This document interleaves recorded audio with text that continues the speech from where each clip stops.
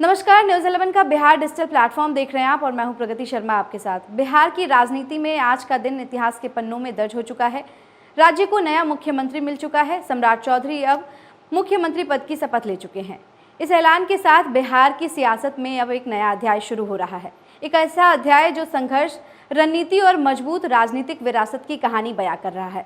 चलिए बताते हैं सम्राट चौधरी के उस सियासी सफर की कहानी जिसने उन्हें इस मुकाम तक पहुंचाया है। सम्राट चौधरी का राजनीतिक सफर उनके परिवार की विरासत से गहराई से जुड़ा हुआ है। उनके पिता शकुनी चौधरी बिहार की राजनीति के कद्दावर नेताओं के शुमार रहे हैं। वे समता पार्टी के संस्थापक सदस्यों में से एक थे। समय समय पर कई बड़े राजनीतिक दलों से भी जुड़े। कभी नीतीश कुमार के करीबी रहे तो कभी लालू प्रसाद यादव की पार्टी आरजेडी में सक्रिय भूमिका निभाई।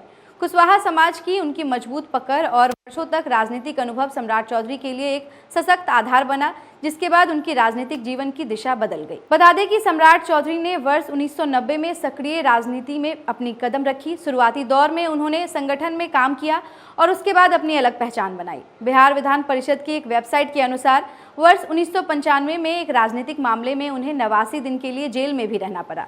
ये घटना उनके संघर्षपूर्ण राजनीतिक जीवन में एक नया अध्याय रही है, जिसने उन्हें और भी मजबूत बनाया है। उनकी चुनावी यात्रा की बात करते हैं तो बता दें कि उनकी चुनावी यात्रा वर्ष 2000 से नई ऊंचाइयों पर पहुंची, जब उन्होंने परबत्ता विधानसभा सीट से राष्ट्रीय जनता दल यानी आरजेडी की टिकट से जीत दर्ज की। पहली बार विधानसभा में प्रवेश किया। हालांकि वर्ष 2005 में चुनाव में उन्हें जनता दल यूनाइटेड यानी रामानंद सिंह से हार का सामना भी करना पड़ा, लेकिन उन्होंने हार नहीं मानी। वर्ष 2010 में एक बार फिर से इसी सीट को लेकर के जीत हासिल की और अपनी राजनीतिक ताकत पर लोहा मनवाया। वर्ष 2014 में उनके राजनीतिक करियर में एक अहम मोड़ आया।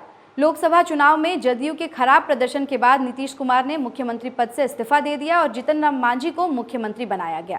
इस दौरान सम्राट चौधरी ने मांझी का समर्थन किया, जिसका परिणाम स्वरूप ये हुआ कि उन्हें नगर विकास एवं आवास विभाग का मंत्री बनाया गया। इस समय उन्होंने आरजेडी से इस्तीफा देकर जदयू का दामन थाम लिया, लेकिन उनका राजनीतिक सफर यहीं नहीं रुका। वर्ष 2014 में उन्होंने जदयू से भी अलग होकर भारतीय जनता पार्टी का रुख किया। बीजेपी में शामिल होने के बाद उनका राजनीतिक कद लगातार बढ़ता गया। संगठन में उनकी सक्रियता, नेतृत्व क्षमता और रणनीति समझ को चलते वर्ष 2023 में बिहार बीजेपी का प्रदेश अध्यक्ष उन्हें नियुक्त किया गया। वहीं 2024 में बिहार की राजनीति में बड़ा उलटफेर हुआ, जब नीतीश कुमार ने आरजेडी से अलग होकर बीजेपी के साथ सरकार बनाई।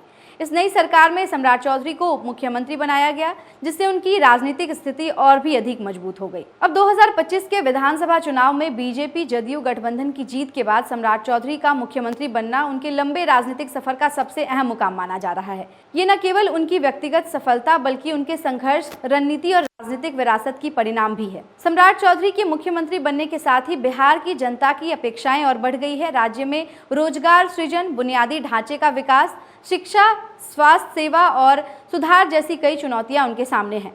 एक ऐसे नेता के रूप में जिन्होंने संगठन और सरकार दोनों में अपनी क्षमता साबित की है। संघर्ष से शिखर तक का यह सफर सम्राट चौधरी के दृढ़ इच्छा शक्ति, रणनीतिक कौशल और राजनीतिक सूझबूझ का प्रतीक है। अब वे जब बिहार की कमान संभालने जा रहे हैं तो पूरे राज्य की निगाहें उनके नेतृत्व पर टिकी है।